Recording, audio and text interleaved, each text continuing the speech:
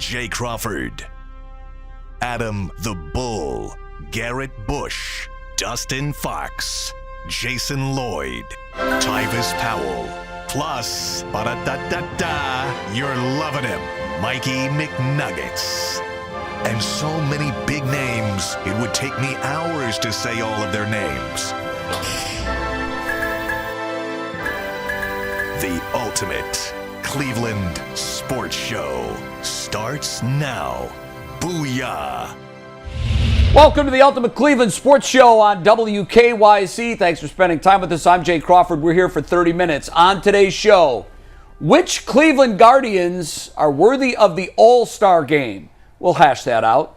Earl the Pearl. What's up, man? I'm Earl the Pearl. I'll tell you if one D-Hop, Dustin Hopkins, has a bounce-back year from the kicker position. Well done. Look at that flexibility. Athletic. I'd have pulled a hamstring. I'm Jason Lloyd. Guardians going away for a while, starting a 9-game road trip this weekend. Could getting away be what this team needs to sort of feel good about itself again? Plus, the Guardians rebranded themselves a few years ago, and someone who creates new logos online gave them another new rebrand, and I'm curious if you guys are fans of this potential new logo design. If it's the one I saw, it's I saw that a couple days ago. All I said was, why didn't we go with that to start with? Exactly. So we'll show you that coming up in about 15 minutes. But let's start, Jay, with the All-Star discussion. MLB All-Star voting is now open. It is a fan vote to get the starters in. We know Jose's on that list. He's a non-negotiable. He's hitting .331 with 12 homers. But outside of him, Jay Crawford, what other Guardians do you believe deserve All-Star voting from the fans? Yeah, I think it's pretty simple. I think Stephen Kwan should be an All-Star. He's hitting over 300. He's a five-tool guy. I mean, I keep saying five-tool. He's going to be a five-tool guy. He's going to end up hitting 20 home runs a year, I think, on a regular basis later in his career when he develops that man body that he still doesn't have yet. I like everything else about his game minus the power. The RBI, don't look too close at that. He bats a lot of times with nobody on base. Thank you, 7, 8, 9 hitters for your contribution, which has been very little to the Guardians this year. Plays it hard, Gold Glove defensively, runs bases, or steals bases, runs very well. My third one is going to surprise you guys because I said after 3 weeks in the season, you got to get this guy's head right. You're going to have to send him to the minor leagues because he was a terrain wreck. You know where you're going, right? Emmanuel Clase. I think he's. If you take the first 3 weeks out of Emmanuel Clase's season, he is once again the best closer in baseball. He's been lights out, electric. Now, what he was doing the first 3 weeks, I don't know. His ERA was over 10, I think, at one point. Just the fact that it's down in the threes is remarkable from where he was. But his last month or so, he's been lights out. He's looked like Emmanuel Clase again. The guy that I struggled with, I can't put 4 on a team that is floundering right now. But I like Kyle Manzardo. I need a little more average from him. He's barely hitting 200, and it's too early in his career. But I think this is a guy down the road is going to make an All-Star team, just not yet. For me, I only came up with one other guy, and it was one Stephen Kwan, right? I mean, he bats over 300. He's a guy that's total bases is going to be there. Runs scored is going to be there. The power numbers are not there. But, you know, as a casual fan and when I watch baseball games, I know enough to know this, that when you're an opposing pitcher, Jay, and you can control Stephen Kwan, you typically can control the rest of our lineup. Mm-hmm. But if Stephen Kwan gets to tagging you early, then here goes the rest of our lineup. And then not to mention what he does with the glove on the defensive side of the diamond as well. So for me, Jose is a lock, and I would definitely be voting Stephen Kwan into this year's All-Star game. Yeah, this is a 500 team. You're going to be lucky to get 2. Yeah. Very lucky. So, and you're certainly not going to get more than 2. I do think Kwan has a strong case. He's among the WAR leaders and outfielders.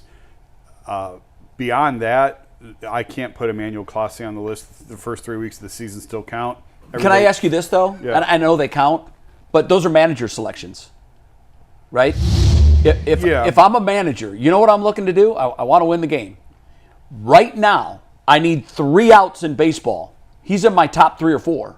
That's why I put him on my team. Yeah. I agree with you. Those first 3 weeks, if he doesn't get in, that's why. Yeah, and every team's going to get a representative. There's a lot of closers who are having good years in the American League. If you look at just the peripheral numbers, you can make a case maybe for a middle reliever.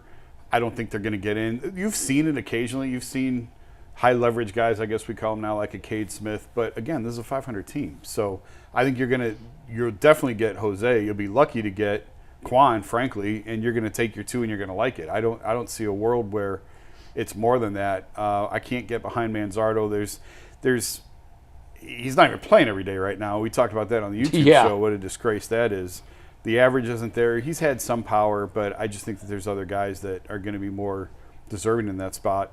So I think you'd be lucky to get 2. You know the other guy that we haven't mentioned, and he's not going to make it, but if there's a sentimental pick, Carlos Santana. When you look at his numbers, he's having a nice year. He's on a hot streak right now. And he's 39.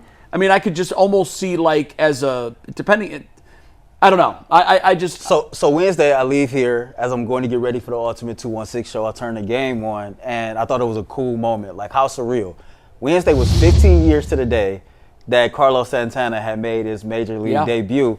And what does he do? He hits a grand slam opposite field. Yeah. Right? And just to win a guy a car. To win a guy a car. It was the grand slam payoff inning, and he got a guy a new car. They ended up sharing the story about Santana, how he loves the city of Cleveland. He's owned his house in the city of Cleveland his entire career. Yeah. He finally sells his house the very next day. Comes back to Cleveland. He comes back to Cleveland. Yeah, that's a funny story. All right, let's talk about the Guards as a team. And, boy, the last couple of weeks, I know they've been playing really, really good teams. And they've hung in there with a 500 record. But then this last series against Cincinnati, and I know Cincinnati's hovering around 500 as well. Tito's owned them this year. Tito ended up taking 5 of 6. And now you look at the Guardians, and they're just about a 500 team. And it got late really quick because Detroit is running away with the division. The only thing Cleveland can hope for at this point is try to get wild card scraps. Jay, sometimes getting out of your own city can be a good thing. West Coast trips are rarely a good thing. Yeah. Is this one of those rare opportunities for the Guardians where they might say, you know what, let's get out of town for a bit? Well, it's always about your opponent, right? Like, you go on a West Coast trip and play the A's, or you can play the Dodgers. It's a little bit different.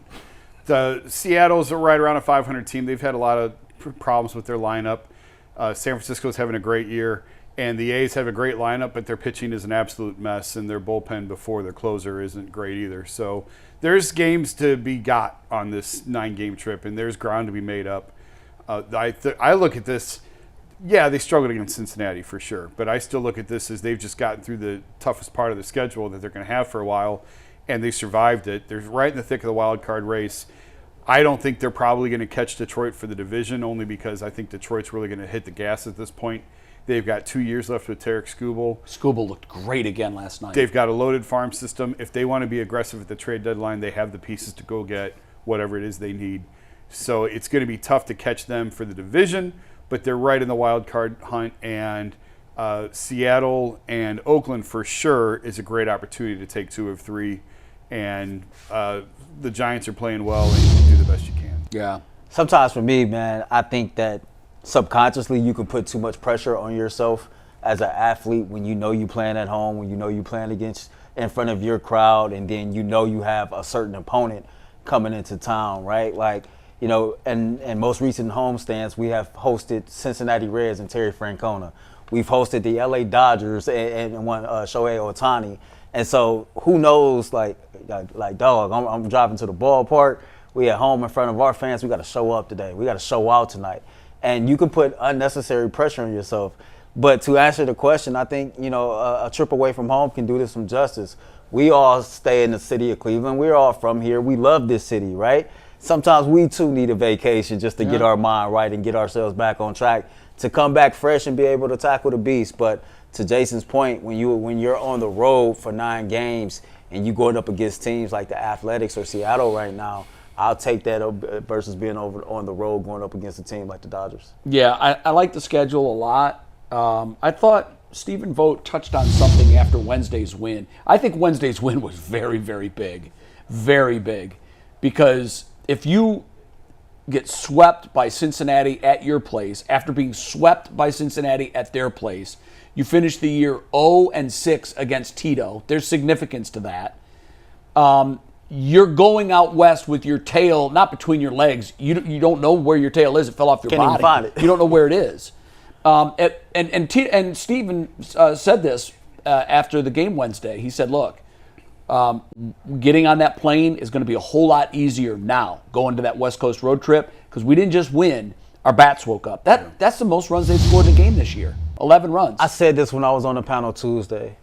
I know enough to know. I watched the Guardians, and this season, you either can't hit and score runs and you get decent pitching, or you get decent pitching and then, like, it just blows up. Wednesday was one of those first games this year to where I thought they put it all together, to where you had the bats explode and then you had some quality pitching. But it's either been quality pitching and no run support, or you score runs and the pitching is horrible. Yeah, I mean, well, I wish we would have spread some of those 11 over the first 2 games of that series. We had gone 4 games in a row where we had scored 11 runs combined. And for my baseball guys, Angel Martinez is becoming one of my favorite players. I like him a lot. He hit a rough patch there, but I think he was 3 for 3 at one point. I'm watching him in center field get comfortable with the glove, and I know like he was in a slump to where like he was like 4 for his last 41 or something like that.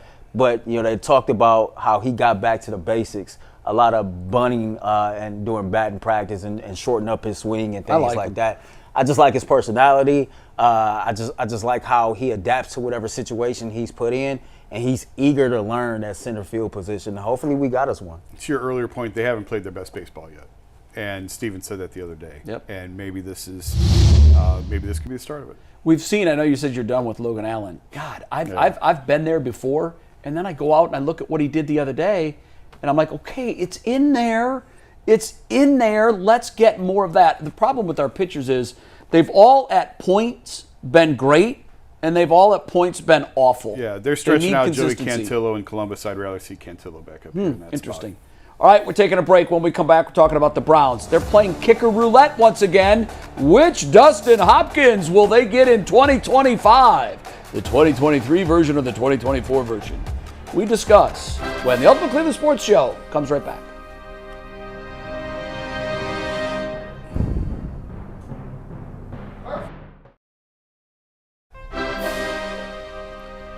Welcome back to the Ultimate Cleveland Sports Show.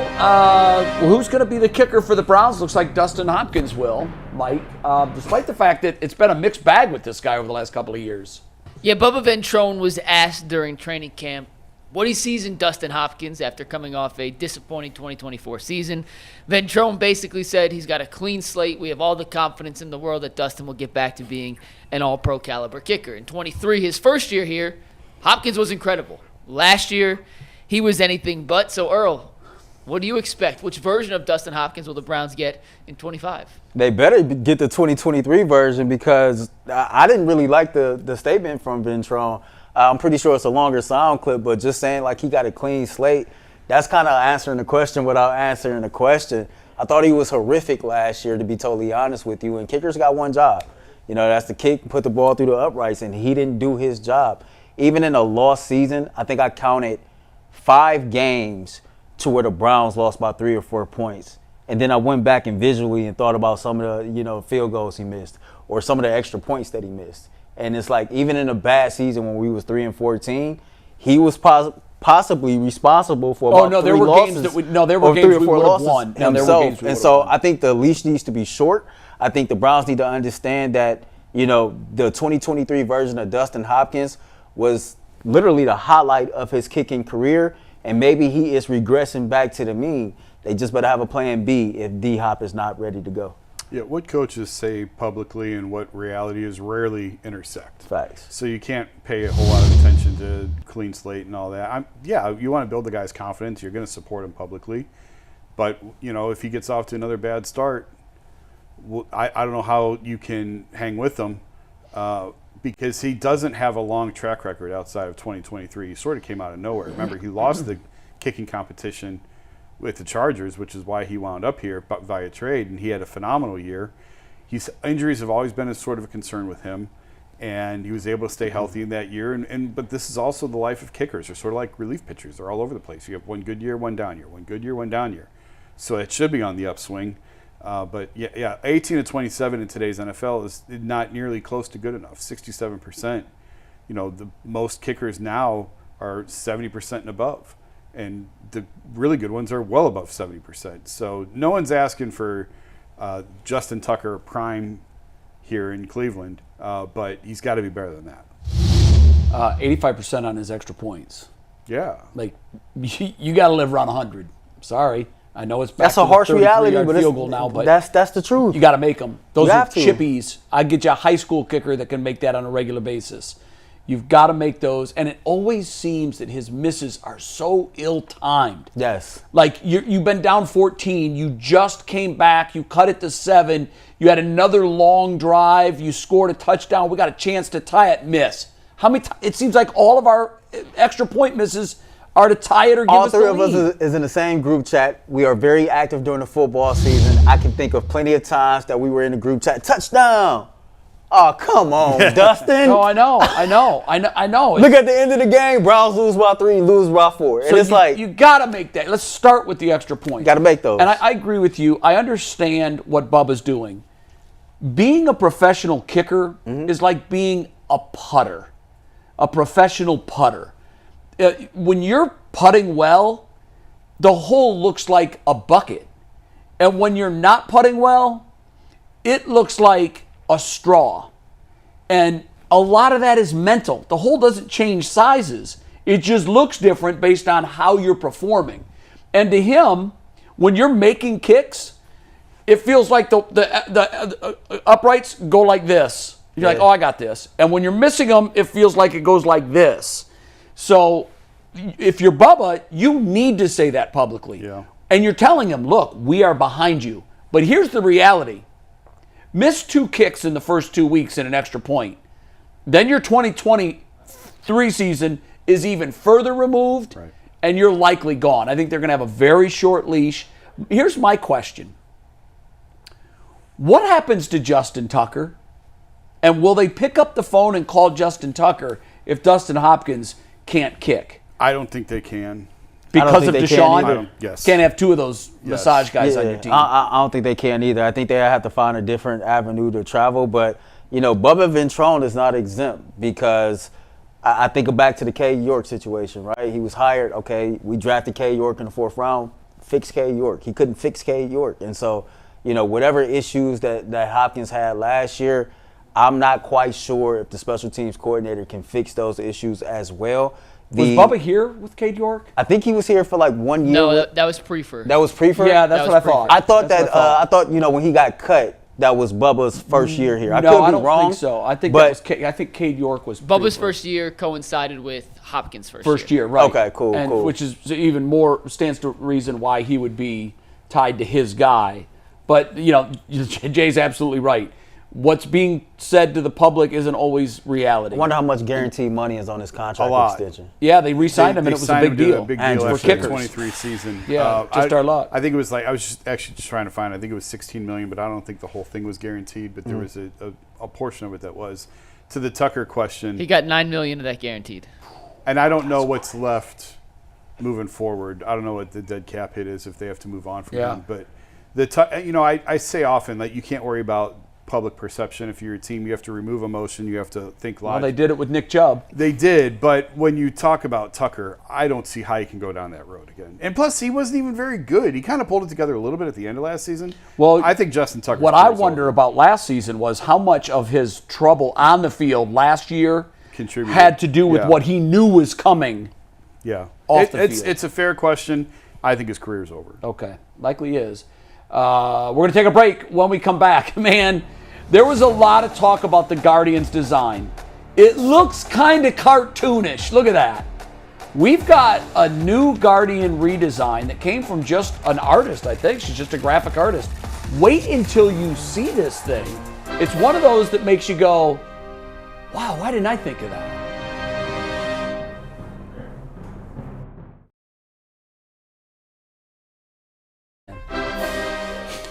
Welcome back to the Ultimate Cleveland Sports Show. We've all saw this week on the internet. There's a woman out of Chicago who's a graphic design artist, and what she does is, for fun, redesigns sports teams' logos. And she got a hold of the Guardians logo, and wait until you see what she's done with it. M Design is the name of her company. Take a look at this video.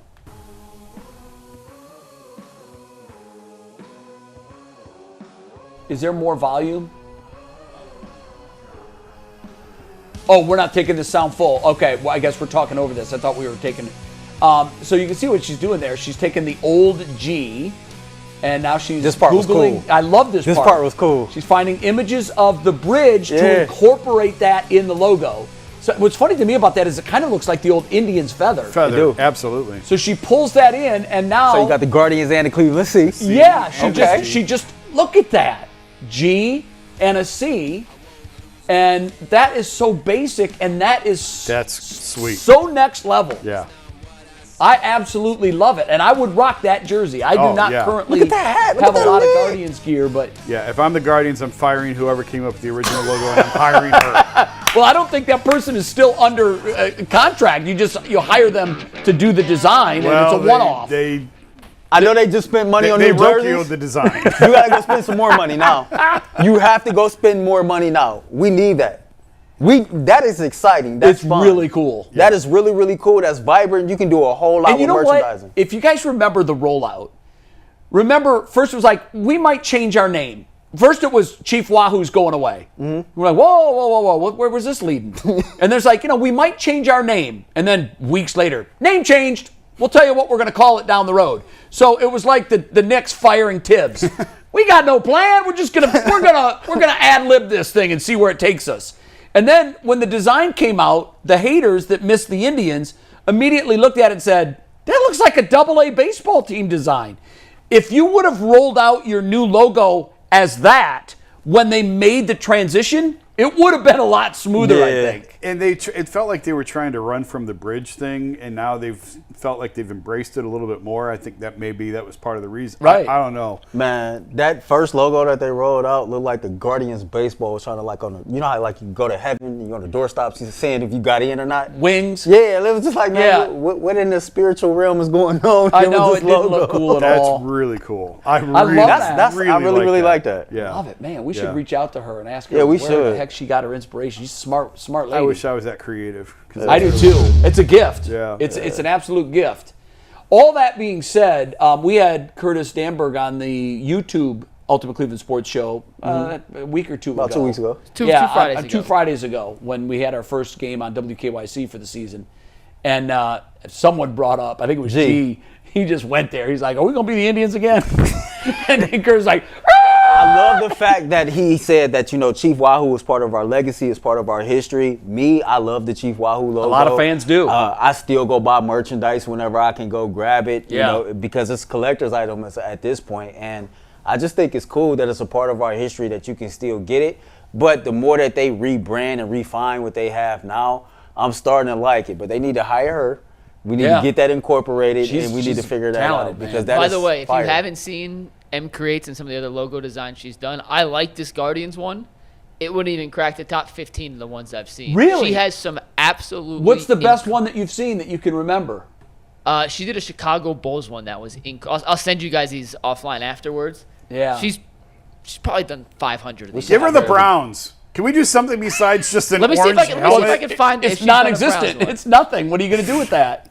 We don't have a logo. Well, it's a blank canvas. We've tried a dog. We've tried an elf, which make perfect sense. She has done a Browns one. I cannot play it now, but maybe next week we'll do the follow-up. What did she do with it? Just out of curiosity. I'm watching right now. I have not seen it. You haven't seen Oh, it? you got to show us after the show. Now I'm interested to see that. Yeah, I'm excited to see that. I guarantee you she can do better than an elf. Well, guarantee. How do you? Nothing is ferocious and intimidating like an elf at midfield. Like, come on. What are we doing? Who are we playing this week? The Elves. Which player made a comment? Was it one of the Raiders? When we were in a pregame fight with a team last year. Was it? No, it was San Francisco. Yeah, San Francisco. And one of the players, was it Debo? I think it was Debo. Yeah, because we had D'Anthony Bell on our show. An elf. That throws fear into the hearts of your And opponent. they make it as big as possible at midfield. And Elf. Yeah, and his you know name is damn Brownie. well the His rest name of is the not league- even intimidating. Brownie. Yeah, Brownie. the rest of the league has to turn on those games and be like, what do they have in the middle of their field, and why is that there? And why are their colors brown and orange? That's a great question. That's a great. Mike, did you like it? What she did with the Browns logo? It's pretty basic. Pretty basic. Not my favorite, but Well, I mean, again, what logo is she going to the improve Browns. upon? Maybe she. Anything is better than an It'd be orange funny helmet, if she except put an out a elf. video where she just completely renamed the team, came up with new color scheme, Yeah. new everything. Hey, happy Father's Day, fellas. Thank you, sir. Happy And thank you, Father's Father's Day Day to to you. all the dads out there. I know the weather's going to be a little iffy this weekend. I hope you get time to go out and enjoy whatever portions of it are good. That's going to do it for the Ultimate Cleveland Sports Show on WKYC.